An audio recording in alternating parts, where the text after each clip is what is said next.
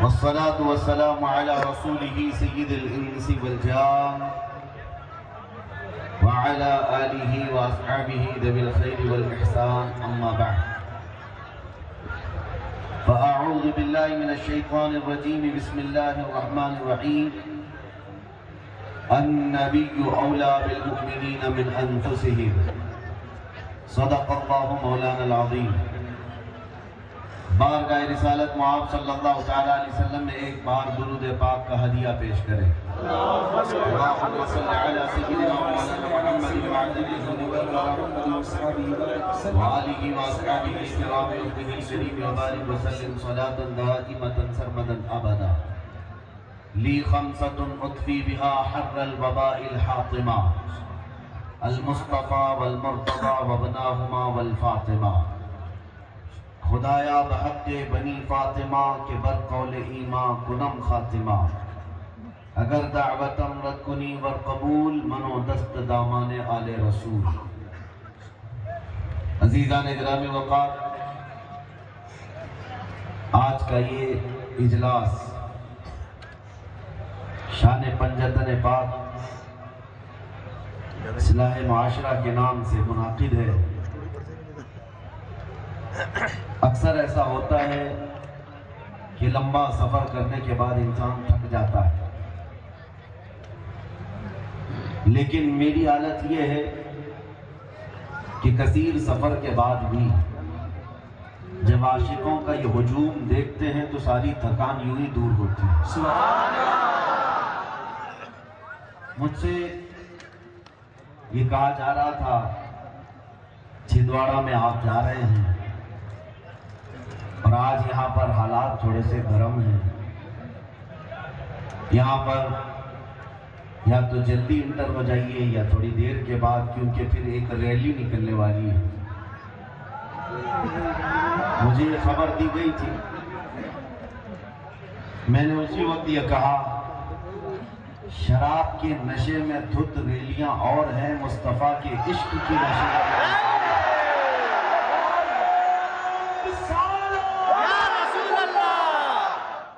شراب پی کر نشے میں آنے والا مجمع اور ہوتا ہے، وہ دن کے اجالے میں ناچ کود کر سکتا ہے، لیکن مصطفیٰ کریم کے عشق میں آنے والا مجمع رات کے 12 بجے کے بعد گرم ہوتا ہے۔ یہ ہم نے دیکھا ہے، یہ صرف اور صرف سنیوں کا خاصہ ہے کہ رات کے 12 بھی بج جائیں تو دن کے اجالے سے زیادہ یہاں پر طاقت و قوت نظر آتی ہے۔ عزیزان گرامی وقار، در حقیقت بات یہ ہے کہ مصطفیٰ کریم صلی اللہ تعالیٰ علیہ وسلم کے ان سپاہیوں کا مجمع ہے۔ ہر زمانے میں جس جماعت سے لوگوں کو خوف ہونے لگا وہ یہی جماعت تھی، اور ایک بڑی نسبت کی بات یہ ہے کہ آج جہاں تک نظریں جا رہی ہیں عاشقوں کا ہجوم ہے، لیکن میرے لیے فخر کی بات یہ ہے کہ دنیا آج ڈرا ڈرا کر کے مسلمانوں کو سہمی ہوئی زندگی گزارنے پر مجبور کر رہی ہے، اور کچھ لوگ سہم جا رہے ہوں گے کہ اب کیا ہوگا، تب کیا ہوگا، حالات کیسے ہوں گے، لیکن میرے عزیزوں چھندواڑہ والے، تمہارے جذبات بہت جوان ہیں۔ دنیا کو آج میسج دے دو کہ آج بھی وہ قوم ہے جو کربلا چوک میں بیٹھ کر کے اپنی بہادری کے مظاہرے پیش کر سکتی ہے۔ اس میدان کو نسبت ہے کربلا کی، مولا امام حسین کی، اور ہم کربلا کی داستان رونے دھونے ماتم کرنے کے لیے نہیں سناتے، ہم کربلا کی داستان اس لیے سناتے ہیں کہ 80 سال کا بوڑھا بھی ہو تو سن کے 25 سال کا جوان ہو جائے، اس کے اندر جوانی آ جائے، بزدلی ختم ہو جائے، ڈر اور خوف نکل جائے۔ سنیوں کے اجلاس کا خاصہ یہی ہونا چاہیے۔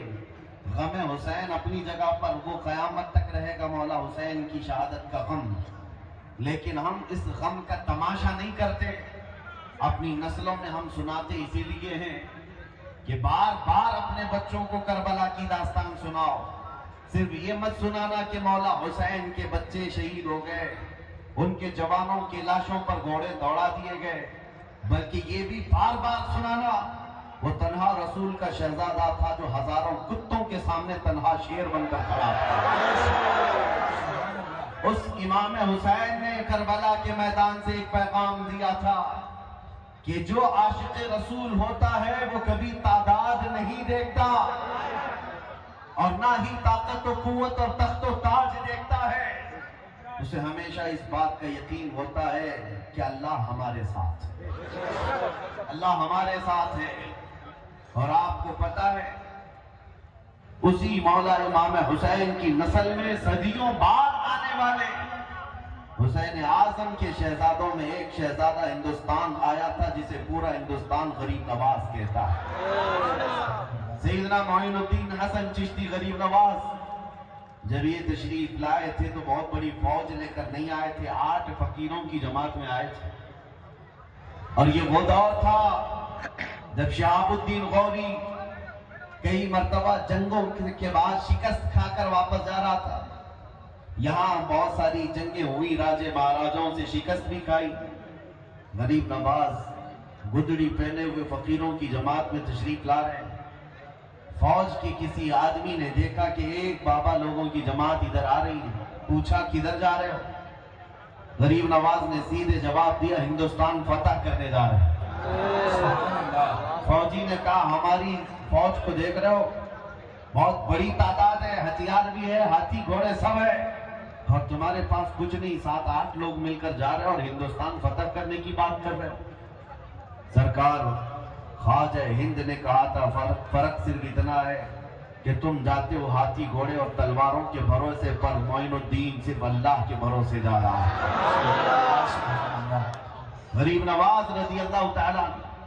میرے عزیزو یہ باتیں اس لیے عرض کر رہا ہوں کہ اس میدان کا میسج بھی یہی ہونا چاہیے کہ آج کے دور میں بھی کبھی اپنی طاقت، اپنی قوت، اپنی تعداد کو مت دیکھنا۔ ہمارے درمیان انتشار کتنا ہے، افتراق کتنا ہے، جماعتیں کتنی، اختلافات کتنے، سب اپنی جگہ پر۔ تمہیں اسباب پر نہیں، خالق اسباب پر بھروسہ ہو، اللہ کی ذات پر بھروسہ ہو۔ جس کے دین کے لیے ہم کھڑے ہوں گے اس کی مدد ضرور آئے گی، اور جس رسول کے ہم امتی ہیں ان کی عنایت ضرور ملے گی۔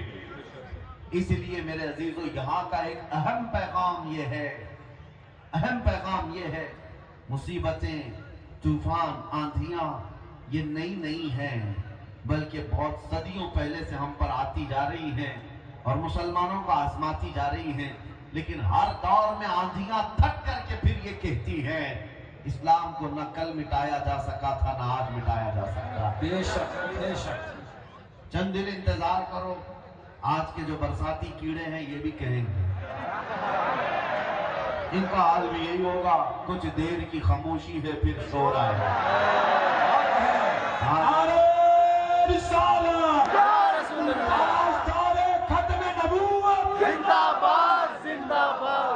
عزیزہ نگرامی، بس تمہارے عزم، تمہارے استقلال اور تمہاری استقامت کا امتحان ہوگا۔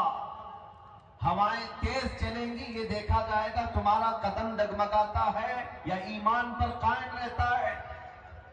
آج تمہارے امتحان کی گھڑی ہے، امتحان کا وقت ہے۔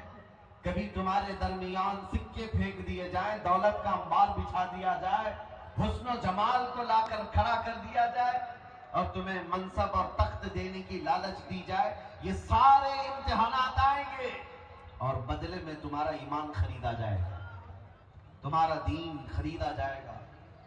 اور وہ سب سے بڑا بد نصیب اور بدقسمت آدمی ہے جو دنیاوی مال و متاع کی بنیاد پر اپنا دین بیچ دیا، اپنا ایمان کا سودا کر لیا۔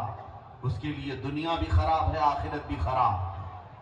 کیا آپ نے نہیں دیکھا 2 سال پہلے لکھنؤ سے ایک کتا نکلا تھا جس نے اپنا نام بدل لیا تھا؟ یہ کون ہے؟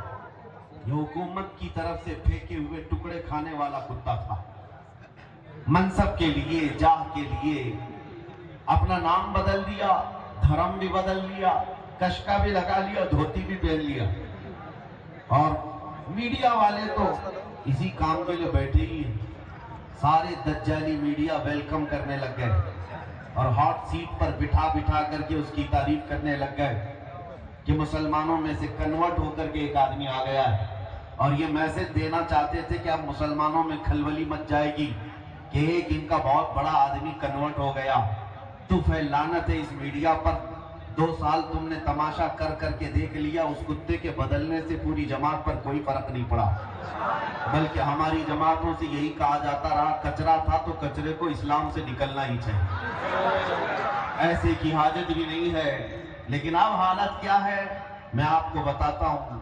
2 سال نہیں گزرے، ایک نیا قرآن بنانے کی بات کیا، ایک حضور پاک کے اخلاق پر ایک چھوٹی کتاب لکھنے کی بات کیا، میں ان کا چرتر لکھوں گا، نعوذ باللہ بہت کچھ کر کے دیکھ لیا۔ ابھی کی خبر یہ ہے کہ سارے پنڈتوں نے لات مار کر کے بھیج دیا، اور اس کے بعد حالت یہ ہو گئی دھوبی کا کتا، نہ گھر کا نہ گھاٹ کا، درمیان میں الجھ کر رہ گیا۔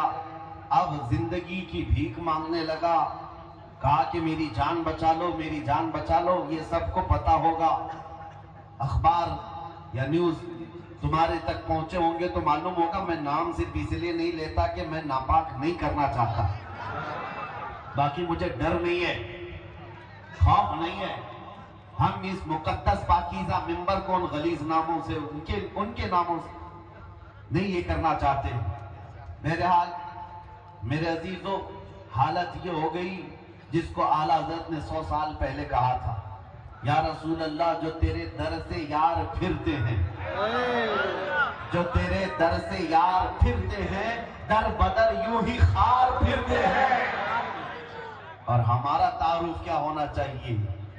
وقت کا مجدد ہے بریلی کا امام، انہوں نے اپنا انٹروڈکشن جو کروایا وہ یوں نہیں کروایا میں بڑا زمیندار ہوں، پٹھان ہوں، بہت بڑا عالم ہوں، فقیہ ہوں، مفتی ہوں، بلکہ انہوں نے اپنا انٹروڈکشن یوں کروایا، اس گلی کا گدا ہوں میں جس میں، اس گلی کا گدا ہوں میں جس میں، ارے مانگتے تاجدار پھرتے ہیں۔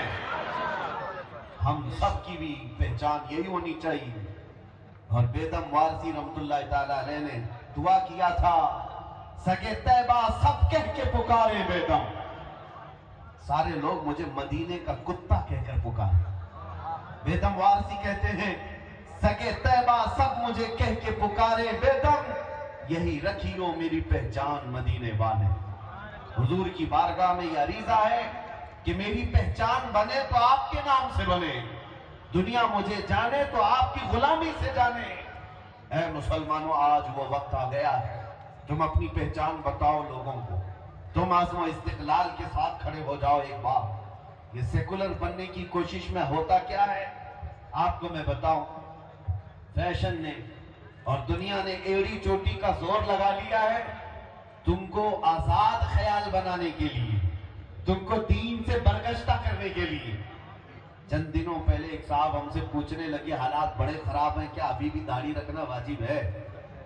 کیا ابھی اس زمانے میں کوئی حکمت اور مصلحت سے ہم نہیں چل سکتے؟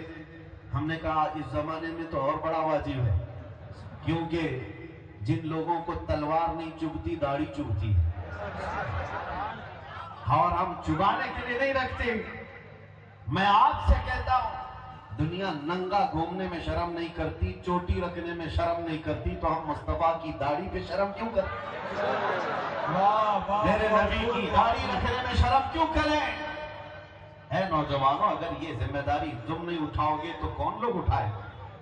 حضور پاک کے اخلاق کے ترجمان اگر تم نہیں بنو گے تو کون بنے گا؟ اس لیے آج میرا میسج، میں چھوٹی سی گفتگو کروں گا، خلاصہ کلام یہی ہوگا، خلاصہ کلام صرف یہ ہوگا، ان کے جو ہم غلام تھے خلق کے پیشوا رہے، ان سے پھرے جہاں پھرا پھرائی کمی وقار میں، ہمیں کرنی ہے شہنشاہ بطحا کی رضا جوئی، وہ اپنے ہو گئے تو رحمت پروردگار اپنی۔ حضور پاک صلی اللہ تعالیٰ علیہ وسلم کی طرف لو لگا لو۔ آج کے دور کا خاصہ صرف اور صرف تمہارے پاس علاج دے کر کے جا رہا ہوں، بڑے سے بڑے کینسر کا علاج یہی ہے ہمارے درمیان موجود، اختلافات، انتشارات، افتراق، سب کا علاج ایک ہی ہے، ہر درد کی دوا ہے صلی علی محمد، تعویذ ہر بلا ہے صلی علی محمد۔ بس حضور پاک صلی اللہ تعالیٰ علیہ وسلم کی طرف توجہ کر لو، یہ ہر چیز کا علاج ہے۔ یہ نوجوان کس کی امانت ہے؟ آپ امت کس کی ہے؟ دنیا آپ کو آپ کے باپ کے نام سے نہیں جانتی ہے، حضور پاک کی نسبت سے جانتی ہے، آپ کو حضور پاک صلی اللہ علیہ وسلم سے جوڑ کر کے جانتی ہے۔ میں ایک بات آپ کے سامنے عرض کرتا ہوں، آج کے اگرچہ پرفتن حالات، نوجوان بھٹکے ہوئے بہت زیادہ ہیں، اخلاق میں بھی متغیر ہیں، سب ہونے کے باوجود ایک بات کا یقین آج بھی ہے، دل کے اندر آج بھی ایک یقین چلتا ہے، نشہ بھی کرتے ہیں، یہ مسجدوں سے بھاگے ہوئے بھی ہیں، گانے بھی سنتے ہیں، بہت کچھ کرتے ہیں، لیکن ان تمام چیزوں کے ہونے کے بعد بھی دل میں نہ جانے ایک یقین اور آتا ہے۔ ایک غیر مسلم صاحب، نیتا صاحب کے پیے، انہوں نے مجھ سے کہا تھا مولانا آپ بار بار تقریر میں یہ کہتے ہیں کہ وہ اس طرح نہ بنو، دوپہر میں لال جھنڈا، شام میں نیلا جھنڈا اور رات میں ہرا جھنڈا، بار بار پارٹیاں بدلنے کی اور ادھر سے ادھر جانے کی یہ جو فکریں ہوتی ہیں، ایسا نہ کرو۔ آپ اپنی تقریروں میں کرتے ہیں، لیکن سب سے زیادہ تو آپ کی قوم ہی ایسا کرتی ہے۔ یہ میرے لیے تانا تھا، آپ کی قوم ہی ایسا کرتی ہے، اس پارٹی کا بھی جھنڈا اٹھا لیتی، اس پارٹی کا بھی جھنڈا اٹھا لیتی، ادھر بھی ادھر بھی۔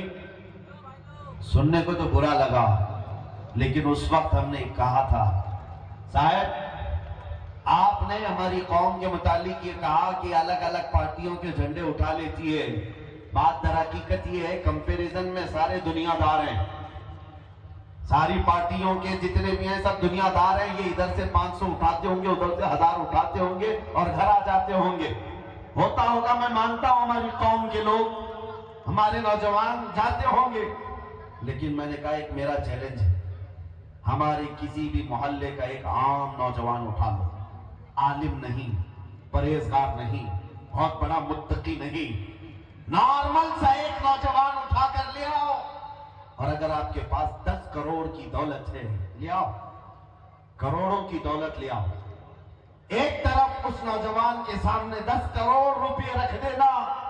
آپ کہتے ہیں نا 500 کے لیے پارٹیاں بدلتے ہیں، میں کہتا ہوں 10 کروڑ روپے رکھنا دولت، اور ایک طرف گنبد خضرا کی تصویر، اور اس سے پوچھنا کہ اے نوجوان ان دونوں میں سے تو چاہتا کیا ہے؟ میرے عزیزوں، میرا یہ یقین آج بھی ہے، نشہ کرنے والا ہی کیوں نہ ہو، گانے بجانے والا ہی کیوں نہ ہو، اخلاق میں گرا ہوا ہی کیوں نہ ہو، اس نوجوان سے بھی میری امید ہے ان کی کروڑوں کی دولت کو ٹھوکر مارے گا، اور پھر برملا یہ کہے گا اپنا سب کچھ گنبد خضرا کل بھی تھا اور آج بھی ہے، میرے نبی سے میرا رشتہ کل بھی تھا اور آج بھی ہے، بدلا دو گستاخ نبی کو، غیرت سنی زندہ ہے، ان پہ مر مٹنے کا جذبہ کل بھی تھا اور آج بھی ہے۔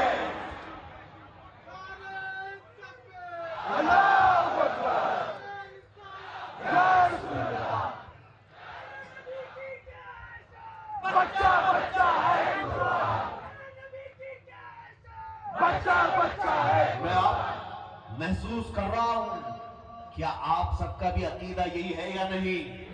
جب ایک طرف آپ کے سامنے پوری دنیا لا کر رکھ دی جائے اور دوسری طرف گنبد خضرا کی طرف دکھایا جائے، اے عزیزان گرامی اپنے دل پہ ہاتھ رکھ کر کے بولو، پھر کس کو قبول کرو گے؟ میرے آقا صلی اللہ علیہ وسلم کے اس ہرے گنبد کو کیا ہم میں سے کوئی ٹھکرا سکتا ہے؟ ہماری جان جا سکتی ہے لیکن وہاں سے نظریں نہیں پھر سکتی۔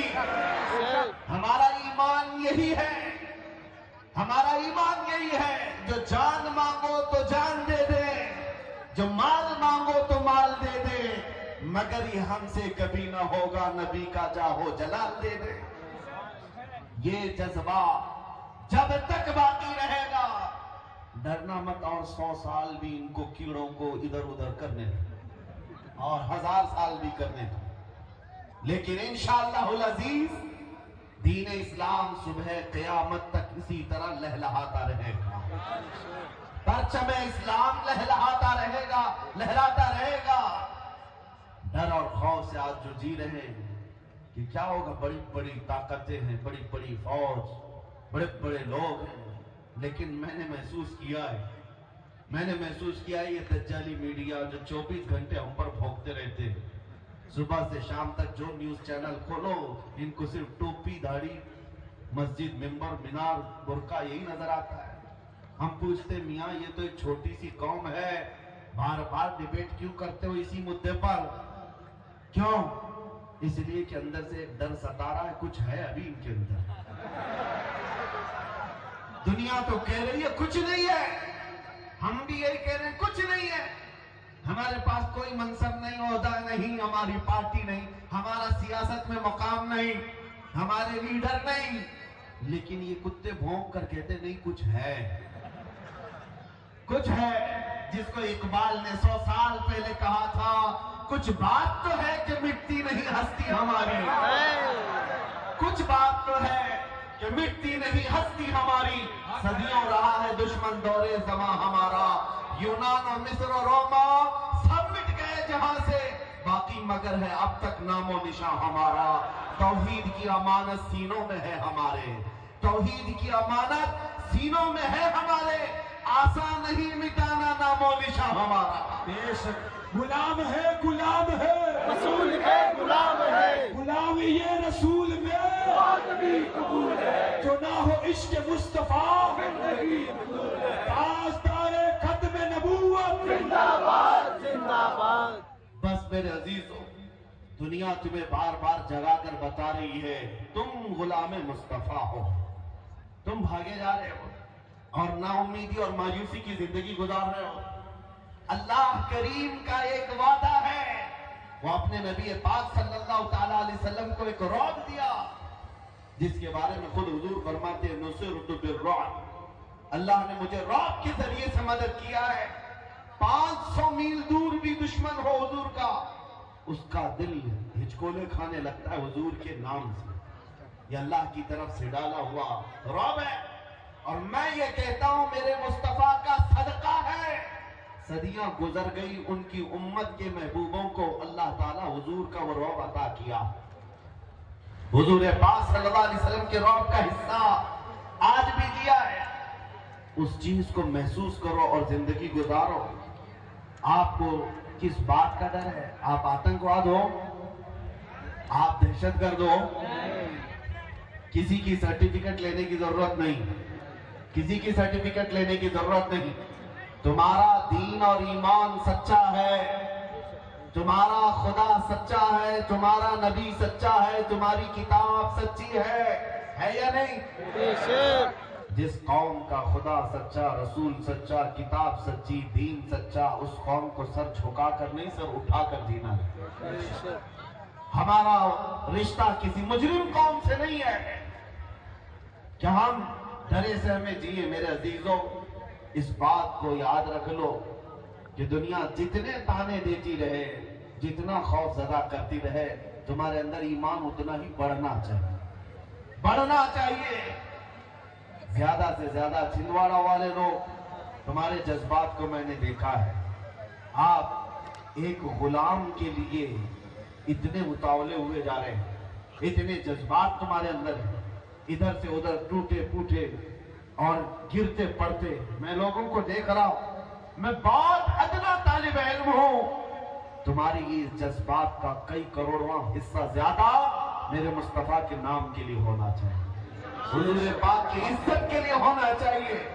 उस दिन में आपको यकीन दिलाता हूं, ईमान तुमकी मिठास पा जाओगे और कामयाबी की उस सीढ़ी तक पहुंच जाओगे जहां से दुनिया तुम्हें कभी उतार ना सकेगी, हिला ना सकेगी। ज्यादा से ज्यादा हमारे साथ क्या हो सकता है इस दुनिया में? बताओ, मौत आएगी, इससे ज्यादा कुछ होगा? मौत आएगी। और आप हुजूर से मोहब्बत करते हैं, मेरे आका से मोहब्बत करते हैं। सबसे ज्यादा अगर कोई सजा भी देता है तो यहाँ मौत आती है, और आशिक रसूल मौत से डरता नहीं। मौत उसके लिए हादसा है जिसको मरने के बाद जलना है, जलना है, जलना है। और इधर आशिक मुस्तफा के लिए मौत हादसा नहीं, तोहफा है। ادھر آنکھیں بند ہوگی ادھر زیارت مصطفیٰ. سبحان اللہ. بلکہ ایک مومن صالح قبر میں پہنچتا ہے، منکر نکیر آتے ہیں، ان سے بھی یہ کہتا ہے اب تو پائے ناز سے اے فرشتوں کیوں اٹھوں، اب تو پائے ناز سے اے فرشتوں کیوں اٹھوں، ارے مر کے پہنچا ہوں یہاں اس دل ربا کے واسطے،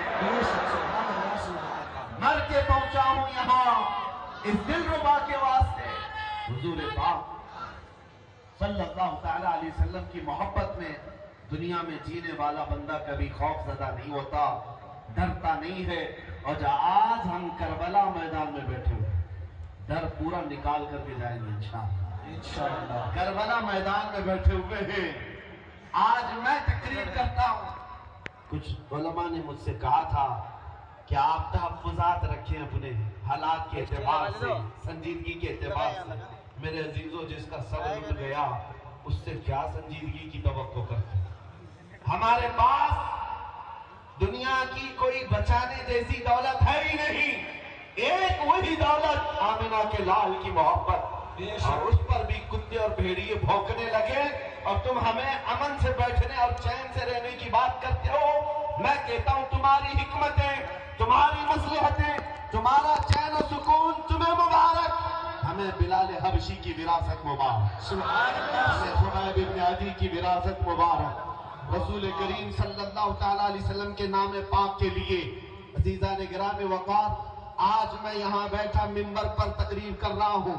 کل کو اگر میں پھانسی کے پھندے پر چڑھ گیا، سوسائیڈ کے طور پر نہیں، اللہ کبھی نہ لائے ایسا دن، لیکن ظالم کتوں کے ہاتھ اگر سزا کے لیے متعین کر دیا گیا، ذرا برابر دل میں خوف نہ لانا کہ کسی ایک کے مر جانے سے اسلام نہیں مرتا ہے، ہمارے کٹ جانے سے اسلام نہیں مرتا ہے، بلکہ اس میدان سے یہ میسج عام ہونا چاہیے، ارے اسلام زندہ ہوتا ہے ہر کربلا کے بعد. تکبیر، نعرہ رسالت، حفظ ناموس رسالت. بس اس بات کا آپ لحاظ رکھیں، اسلام زندہ ہوتا ہے ہر کربلا کے بعد. ہر کربلا کے بعد. یہ پہلا موقع نہیں،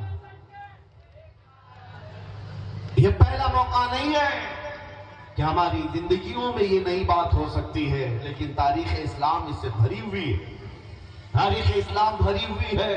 لوگ آج ہمیں کہتے مائنورٹی میں ہیں، اقلیت میں ہیں، حالات ایسے ہیں. ان سے کہو کربلا کے میدان سے زیادہ مائنورٹی کہاں تھی؟ ایک طرف صرف 80-82 لوگ اور دوسری طرف 22,000 کا لشکر. مقابلہ ہو سکتا ہے؟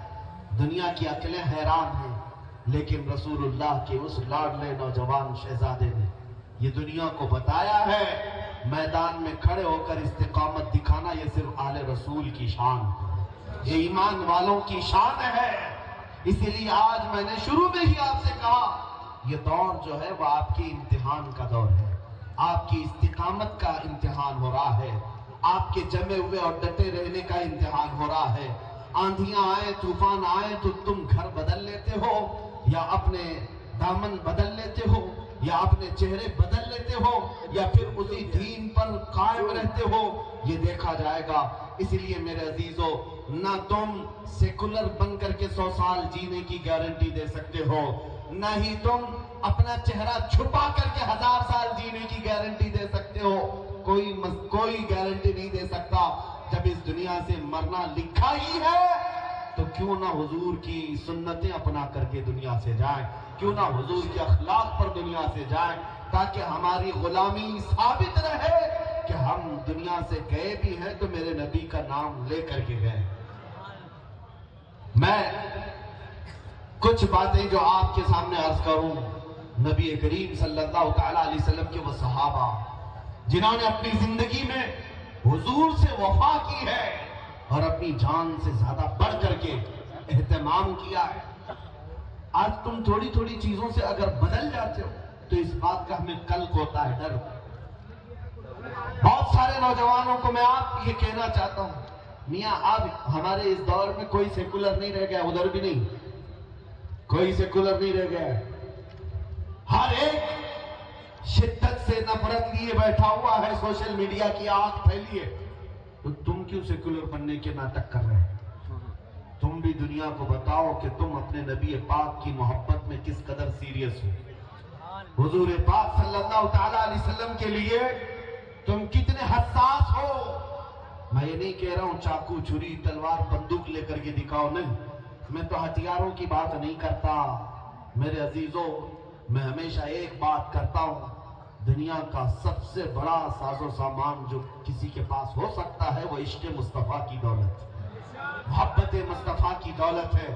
اس دولت نے کیسر و کسریٰ کو گھٹنے پر لایا ہے، بڑے بڑے بادشاہوں کو سرنگوں کر دیا ہے۔ آج میں تمہیں اسی محبت کی دعوت دے رہا ہوں، اسی محبت کی دعوت کہ جس کے تم غلام ہو پورے غلام بن جاؤ، پورے ہو جاؤ۔ حالات کے اعتبار سے تم کبھی چہرہ بدل لیے، کبھی لباس بدل لیا، فیشن کے نام پر دنیا نے تمہیں آوارہ بنا دیا۔ ارے رات رات بھر ٹک ٹاک پر مجرے کرنے والے لوگ، میں آپ سے پوچھتا ہوں کیا تم کو زندگی اسی لیے ملی ہے؟ کیا تمہاری زندگی کا پورا مقصد یہی ہے؟ اور نوجوانوں کو بھٹکا کر رکھ دیا گیا، ہمارے محلوں میں نشہ عام ہے، رات بھر گیم کھیلنے میں ان کی پوری زندگی گزرتی جا رہی ہے۔ اے نوجوانوں، کل قیامت کے دن تم سے سوال ہوگا۔ اللہ نے تمہیں جوانی دی ہے، حدیث پاک ہے اس وقت تک میدان قیامت سے کوئی قدم نہیں ہٹا سکتا جب تک اللہ کے اس سوال کا جواب نہیں دے گا۔ کیا سوال ہے؟ اللہ تعالیٰ کی طرف سے پہلا سوال ہوگا، میں نے تجھے جوانی دی تھی، کہاں کہاں خرچہ کیا؟ اس کا جواب دینا ہوگا۔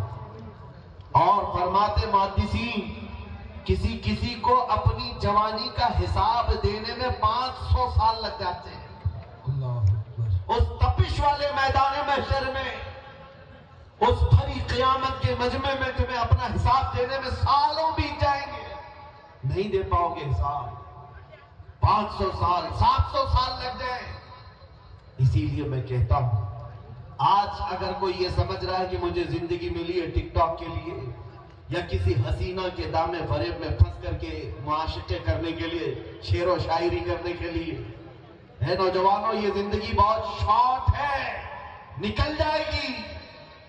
جن لوگوں نے اپنی زندگیاں اس طرح تباہ کی، ان بوڑھوں سے پوچھو، ان گناہوں کے زخم آج بھی ان کے جسم پر ہیں، وہ زندگی بھر زخم یہاں پر بھی محسوس کر رہے ہیں اور قبر میں بھی اور حشر میں بھی محسوس کریں گے۔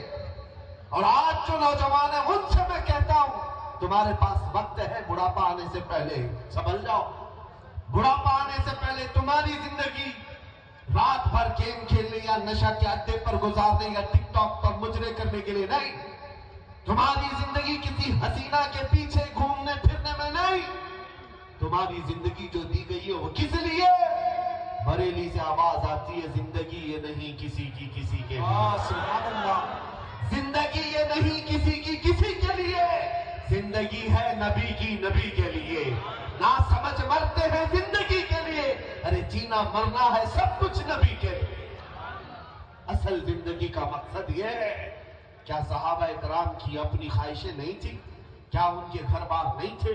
آپ کو میں بتاؤں، احد کے میدان میں جانے کے لیے رات کو اعلان ہوا تھا، رات کے وقت جنگ کا بگل بج گیا، نبی کریم صلی اللہ تعالیٰ علیہ وسلم اپنے صحابہ کی صفیں درست کرنے لگے، میدان کی طرف بڑھنے کے لیے رات کو ہی حکم ہو گیا، مدینے سے 5 کلومیٹر دور صحابہ اپنی صفیں لگا چکے، رات کا وقت ہے اور اسی رات کو چلنا ہے مدینے سے۔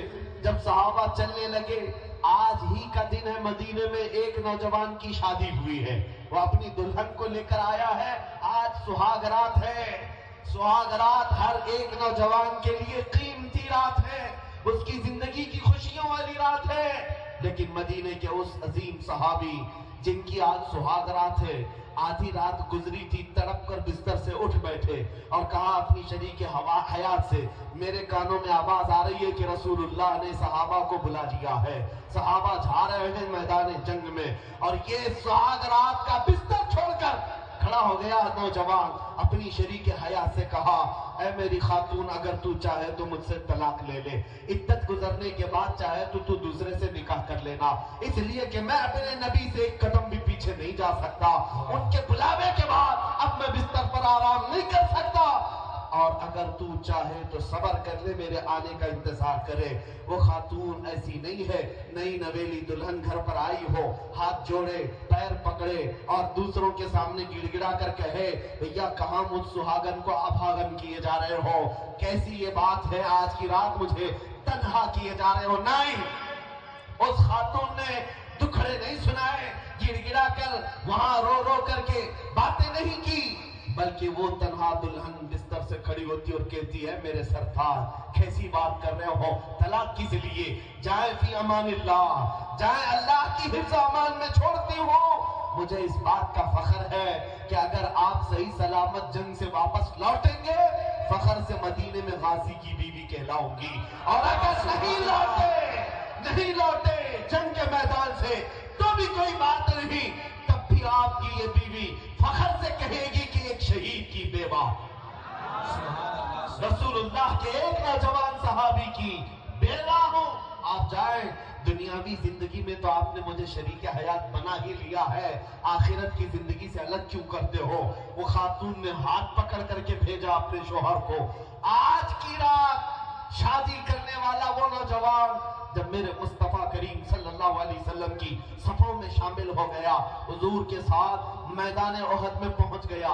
اس میدان احد میں دوسرے دن گھمسان کی جنگ ہوئی تھی۔ اس جنگ کا نقشہ بہت ہی الگ ہے، بہت ساری جنگیں ہوئی، لیکن جنگ احد میں جو صحابہ اکرام کو نقصان پہنچا ہے، اسلام کو نقصان پہنچا ہے، وہ بہت کم جنگوں میں ہوا ہے۔ 70 صحابہ جام شہادت نوش کر چکے تھے۔ میدان احد میں امیر حمزہ کا سینہ چاک کر کے کلیجہ چبایا گیا تھا، عبداللہ بن جہش کے جسم کے 80 ٹکڑے کر دیے گئے تھے۔ یہ وہ جنگ ہے جس میں رسول اللہ کے دندان مبارک شہید ہوئے تھے، یہ بڑی گھمسان کی جنگ تھی۔ یہی وہ جنگ ہے جس میں وہ ایک رات پہلے شادی کرنے والا نوجوان سیدنا حنظلہ شہید ہو گئے۔ پہلی رات، ایک رات گزار کر آنے والا دولہا میدان جنگ میں شہید ہو گیا، اور جنگ جب ختم ہو گئی لاشیں جمع کی جا رہی تھی، 70 صحابہ کی لاشیں، نبی کریم صلی اللہ تعالیٰ علیہ وسلم ہر ایک کی جنازہ، سارے صحابہ کی جنازے کی نمازیں پڑھا رہے تھے۔ اس اثنا میں صحابہ نے کہا یا رسول اللہ، ہم نے حنظلہ کو شہید ہوتے دیکھا ہے، قتل ہو کر گرتے دیکھا ہے، لیکن لاش میدان میں نظر نہیں آتی، لاش کہیں نظر نہیں آتی۔ حضور پاک صلی اللہ تعالیٰ علیہ وسلم نے سر جھکا کر تھوڑی دیر آرام فرمایا، اس کے بعد کہا فلاں جگہ دیکھو حنظلہ کی لاش رکھی ہوگی۔ صحابہ گئے تو دیکھا ان کی لاش رکھی ہوئی تھی، لیکن کس حالت میں؟ ان کو مکمل اوپر سے نیچے تک غسل دیا ہوا تھا، ان کے جسم پر پانی کے قطرات ٹپک رہے تھے۔ صحابہ اٹھا کر کے لے آئے اور حضور پاک صلی اللہ علیہ وسلم کے پاس عرض کیا آقا میدان احد میں پانی نام کی کوئی چیز ہی نہیں، یہاں پینے کا پانی نہیں، حنظلہ کو غسل کس نے دیا؟ حضور نے مسکرا کر کہا جیسے ہی یہ شہید ہوئے اللہ کے فرشتوں کی ایک جماعت آئی، حنظلہ کو آسمانوں پر لے جایا گیا، ان کو جنت کے پانی سے غسل دیا گیا اور واپس میدان احد میں لا کر رکھ دیا گیا۔ اب میں آپ کو بتاؤں میرے عزیزوں، بات یہ ہے، صحابہ نے پوچھا آقا آپ کا فرمان تو ہے جو شہید ہوتا ہے اسے غسل نہیں دیا جاتا، اسے کفن نہیں دیا جاتا، بلکہ وہ جن کپڑوں میں شہید ہوا ہے انہی کپڑوں میں اسے دفن کر دیا جاتا ہے۔ یہ شہید کا اعزاز ہے، یہ شہید کا اعزاز ہے، اسے دنیا کے پانی سے غسل نہیں دیا جاتا اور نہ ہی ہمارے کپڑے پہنائے جاتے ہیں۔ وہ جن کپڑوں میں شہید ہوا ہے انہی کپڑوں میں اللہ کی بارگاہ میں اسے بھیجا جاتا ہے، اس لیے کہ مولا کریم کو اس کی وہی ادا سب سے زیادہ پسند ہے جو اپنے گھر سے پہن کر نکلا تھا وہی پہن کر بارگاہ رب العالمین میں جائے گا۔ صحابہ نے پوچھا لیکن یہ حنظلہ کے ساتھ کیا ہوا؟ سارے شہداء کو تو ہم نے غسل نہیں دیا، لیکن حنظلہ کو غسل کیوں دیا گیا؟ میرے آقا نے فرمایا جاؤ اس کی بیوی سے پوچھو پتہ چلے گا۔ حنظلہ کو جو غسل دیا گیا ہے وہ موت کا غسل نہیں ہے، وہ جنابت کا غسل ہے۔ رات کو اپنی بیوی کے ساتھ شباشی کیا تھا لیکن غسل کرنے تک کا اس کے پاس وقت نہیں تھا، وہ یہ کہہ کر گھر سے نکل گیا نہانے میں کہیں دیر نہ ہو جائے اور حضور کی جماعت آگے نہ نکل جائے۔ عزیزان گرامی وقار، یہ وہ صحابہ کی جماعتیں تھی جنہوں نے اپنی جوانیوں میرے نبی پر وار دی، حضور پاک صلی اللہ علیہ وسلم کے لیے قربان کیا ہے۔ ایک کالے رنگ کے حبشی صحابی تھے، حضور کے پاس آئے، عبداللہ اسود، کہا آقا شادی کی خواہش ہے، مال نہیں، غریبی ہے بہت زیادہ، یا رسول اللہ صلی اللہ علیہ وسلم مجھے کسی لڑکی سے شادی کرنے کا موقع مل جائے تو میں بھی گھر بسا لوں۔ حضور پاک صلی اللہ تعالیٰ علیہ وسلم نے ان کی خواہش کو دیکھتے ہوئے مدینے کی ایک انصار صحابی کی بیٹی سے ان کی سگائی طے فرما دی۔ حضور کا فرمان تھا، صحابی نے اپنی بیٹی دینے پر رضامندی ظاہر کی، اب شادی کا سامان لانا تھا۔ حضور پاک صلی اللہ علیہ وسلم نے چند صحابہ کے ذریعے سے ان کی مدد کروائی۔ عبداللہ اسود کو کہا گیا لے جا، یہ شادی کے کچھ سامان لے آ جا۔ شادی کے لیے اپنے گھر بار میں جو سامان لگتا ہے وہ خرید کر لیا۔ یہ عبداللہ اسود میدان میں یعنی بازار میں شادی کا سامان خریدنے گئے۔ دولہا آج کتنے تاؤ سے جاتا ہے اپنی شیروانی خریدنے، شادی ہو رہی ہے، بڑے خواہش ہیں، لیکن وہ عبداللہ اسود اپنی شادی کا سامان خریدنے گئے بازار میں۔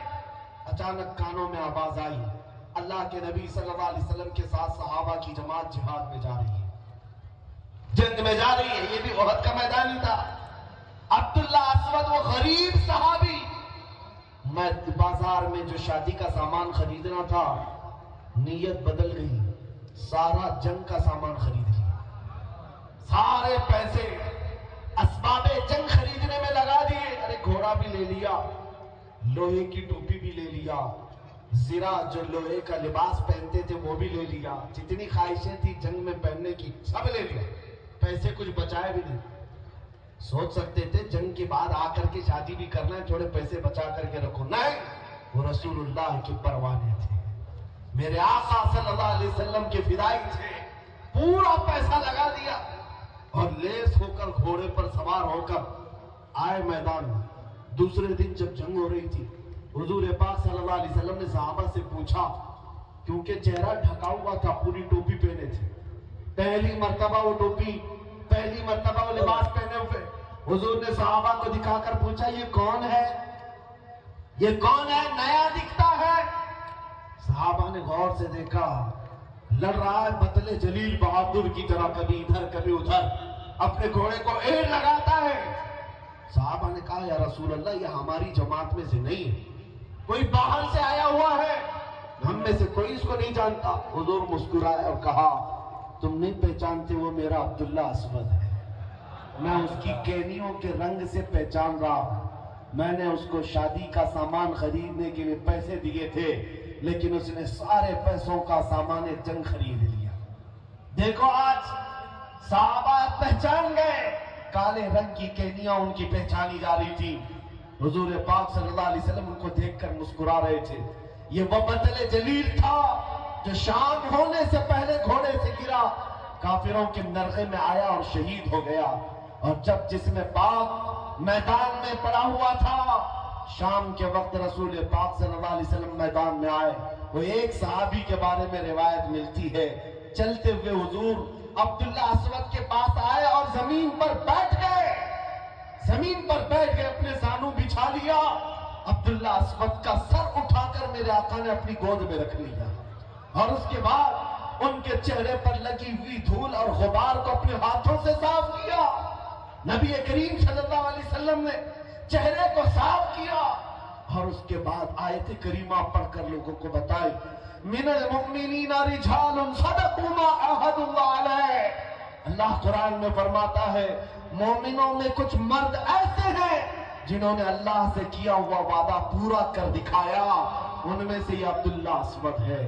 عزیزان گرامی وقار، میں نے دو مثالیں صرف آپ کے سامنے رکھی ہیں، صرف اس لیے رکھی کہ جوانی اس بات کا نام نہیں ہے کہ ہم اپنی خواہشات کے مطابق یہاں جیتے رہے۔ آج حالات یہ ہے، قرآن پر کتے بھونک رہے ہیں، میرے نبی کی عزت پر بھونک رہے ہیں، اللہ کی شان میں بھونک رہے ہیں، ہمارے عیش و عشرت میں کوئی کمی نہیں آتی، ہماری راتیں کچھ نہیں بدلتی۔ تم کب چھوڑو گے یہ فلمی نغموں پر دھوم مچانا؟ کب چھوڑو گے ان گانے بجانوں پر رقص کرنا؟ تمہارا یہ حال نہیں ہے میرے عزیزوں. ناچنے گانے والی قوم سے تمہارا رشتہ نہیں ہے.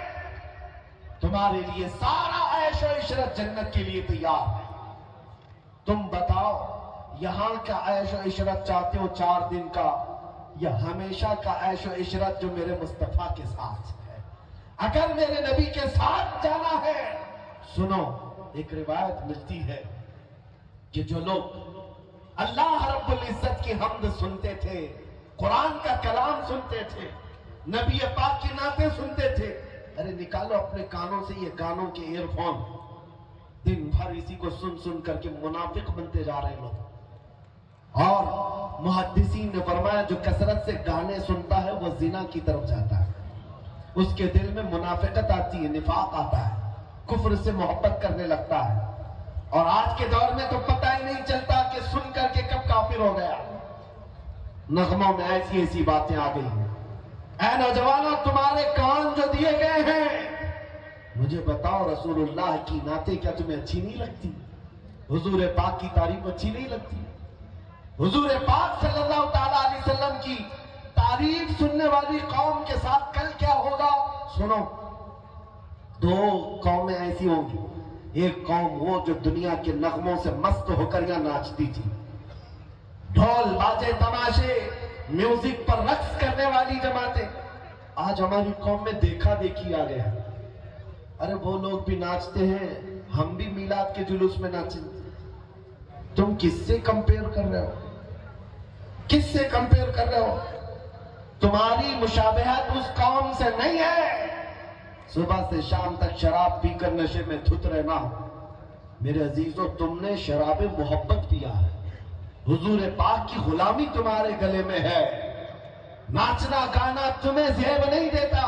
کل قیامت کے دن 2 قومیں، وہ جو یہاں دنیاوی نغموں پر ناچتی تھی، فرشتوں کو حکم ہوگا سیسا پگھلا کر کے آگ میں لاؤ اور ان کے کانوں میں اڑیل دو. کانوں میں ڈالا جائے گا، ان کا بھیجا باہر نکل جائے گا. یہ بولو. دوسری وہ قوم جو اپنے نبی کی مدح سرائی پسند کرتی تھی، اللہ کا کلام سننا چاہتی تھی، جب یہ جنت میں پہنچے گی رب تعالیٰ فرمائے گا تم نے اپنے کانوں سے ہمیشہ میری تعریف سنی، میرے حبیب کی تعریف سنی. اے مومنین کی جماعت، آج تمہیں صلہ دیتے ہوئے، بدلہ دیتے ہوئے جنت کی حوروں سے میں تمہیں اپنا کلام سناؤں گا. جنت کی حوریں آئیں گی اور نغمات الہیہ سنا رہی ہوں، حوروں کی سریلی آواز سے سن کر کے مست ہو جائے گا. اللہ ہمیں اس جماعت میں شامل کرنا. 100 سال سنائیں گی اور اس کے بعد رب تعالیٰ انہیں حوروں کو فرمائے گا بس. اور اس قوم سے پوچھے گا مولا تعالیٰ مومنین سے، بس ہو گیا، پیٹ بھر گیا سن سن کر کے؟ یہ مومنین کی جماعت کہے گی مولا ہم اور سننا چاہتے ہیں، اور سننا چاہتے ہیں. تو رب تعالیٰ داؤد علیہ السلام کو بلائے. داؤد علیہ السلام وہ نبی ہیں جن کی آواز میں اتنی مٹھاس تھی کہ اگر وہ اللہ کا کلام پڑھتے تھے تو ہوا میں پرندے بھی رک جاتے تھے، پہاڑ بھی جھومتے تھے. لہن داؤدی مشہور ہے. رب تعالیٰ فرمائے گا داؤد علیہ السلام کو، اے میرے پیغمبر داؤد، آپ اپنی میٹھی آواز سے میرے ماننے والی اس جماعت کو کلام الہی سناؤ. داؤد علیہ السلام سناتے رہیں گے، 100 سال گزر جائیں گے. 100 سال کے بعد وہ خاموش ہو جائیں گے. رب تعالیٰ پھر پوچھے گا اے مومنین کی جماعت، بس ہو گیا، پیٹ بھر گیا، سیراب ہو گئے؟ یہ قوم کہے گی مولا اور سننا چاہتے ہیں، اس میں مستی ہے، اس میں اور ہم سننا چاہتے ہیں. سنو، بدلہ کیا ملے گا جنت کے اندر؟ رب تعالیٰ فرماتا ہے 100 سال حوراں نے جنت سے ان کو اپنے کلام سنوائے، 100 سال داؤد علیہ السلام سے سنوائے. پھر مولا فرماتا اب حجابات ہٹاؤ، میں سناؤں گا، یہ سنیں گے. سبحان اللہ، سبحان اللہ. اس سے بڑی نعمت کیا ہو سکتی ہے میرے عزیزوں؟ اس سے بڑا انعام کیا ہو سکتا ہے؟ جنت میں پہنچو گے، دیدار الہی ہوگا. اللہ کریم خود اپنے کلام سنا رہا ہوگا، اپنے کانوں سے سن رہے ہوں گے.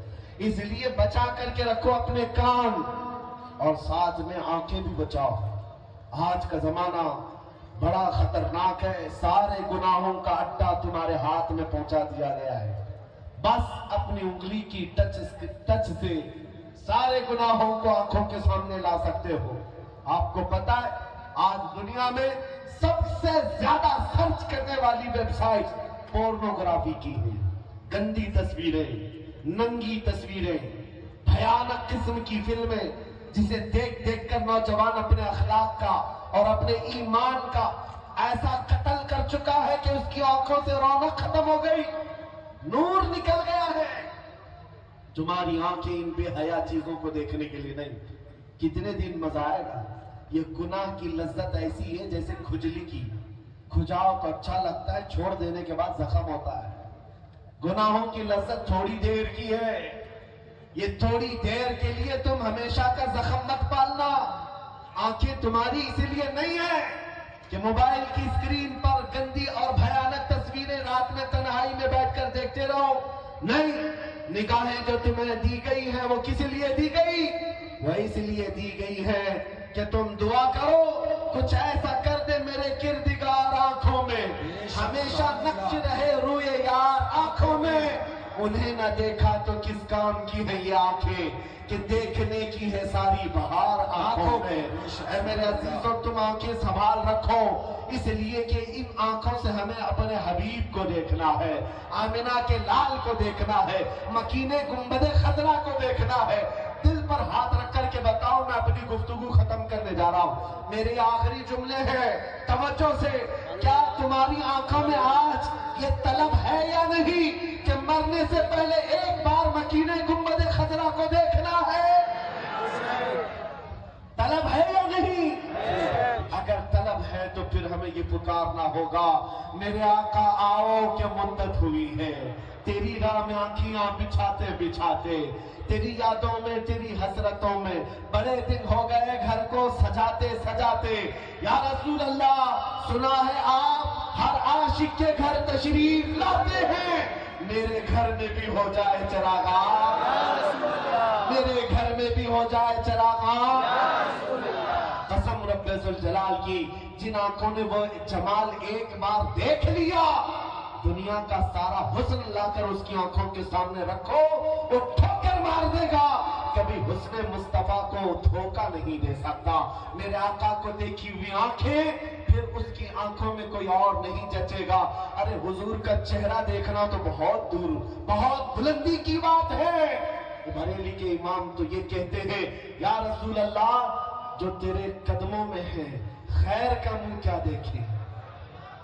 تیرے قدموں میں جو ہے خیر کا منہ کیا دیکھے؟ اگر حضور کا تلوا بھی دیکھ لیا نا، چہرہ تو بہت بلند ہے، حضور کے قدموں کا تلوا بھی دیکھ لیا، فرماتے ہیں تیرے قدموں میں جو ہے خیر کا منہ کیا دیکھے؟ کون نظروں میں جچے دیکھ کے تلوا تیرا؟ کون نظروں میں جچے دیکھ کے تلوا تیرا؟ اے سنیو، آج اگر اس حسین چہرے کو تصور میں لے آؤ، قسم خدا کی میں کہتا ہوں، دنیا کا حسن پھیکا لگے گا، دنیا کا حسن دھوکا لگے گا، اس کی طرف تم اپنا دل نہیں دے بیٹھو گے.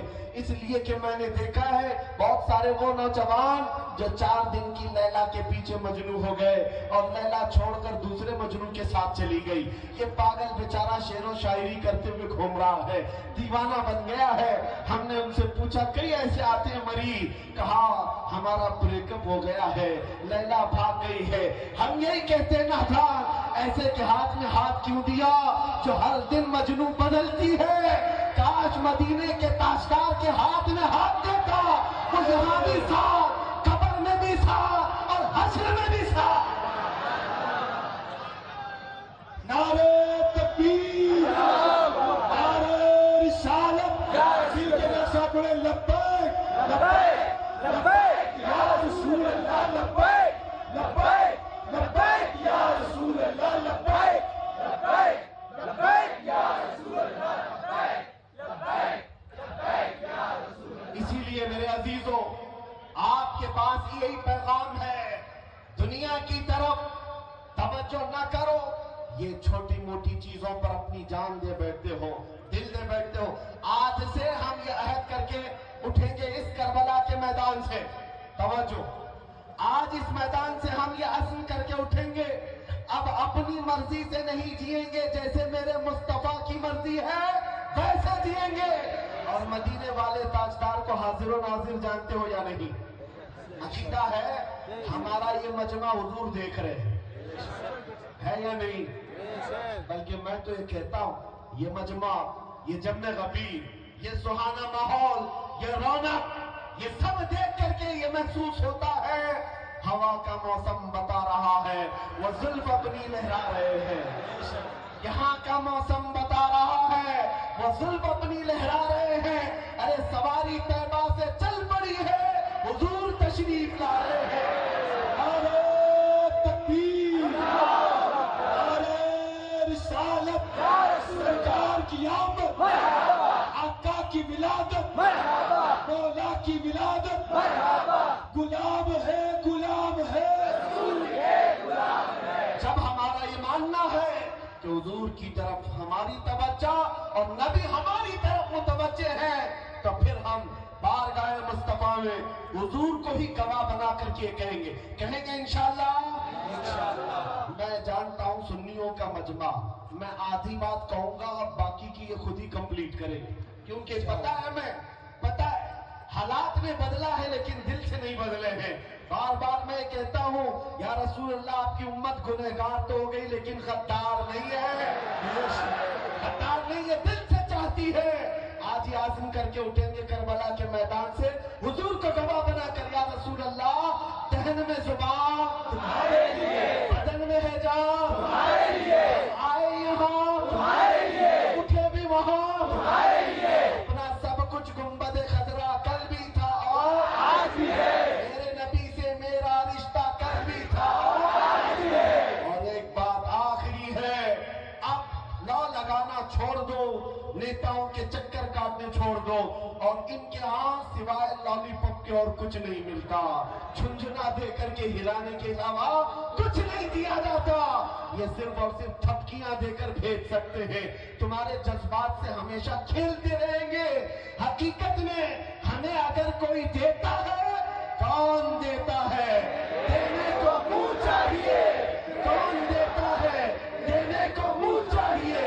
ارے دینے والا ہے سچا ہمارا نبی، دینے والا ہے سچا ہمارا نبی. لبیک یا رسول اللہ، لبیک یا رسول اللہ، لبیک یا رسول اللہ، لبیک یا رسول اللہ، لبیک یا رسول اللہ. آخر دعوانا الحمد للہ رب العالمین.